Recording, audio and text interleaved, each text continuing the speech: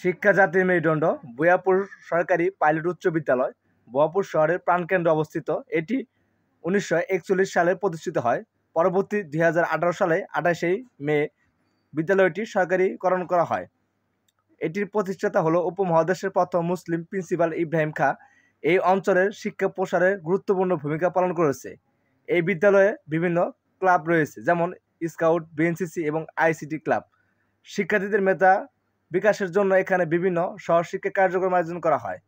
গ্রীষ্মকালীন প্রতিযোগিতায় 2022 সালের 49তম বাংলাদেশ কারিগরি স্কুল মাদ্রাসা কারিগরি শিক্ষা গ্রীষ্মকালীন প্রতিযোগিতায় চ্যাম্পিয়ন হয়েছে।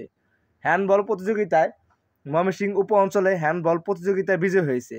তারুণ্যের উৎসব তারুণ্যের ভাবনায় আগামীর বাংলাদেশ শীর্ষক কর্মশালায় প্রথম, দ্বিতীয় স্থান অর্জন করেছে। এই উচ্চ বিদ্যালয় থেকে পড়াশোনা করে দেশের বিভিন্ন গুরুত্বপূর্ণ পদে রয়েছে।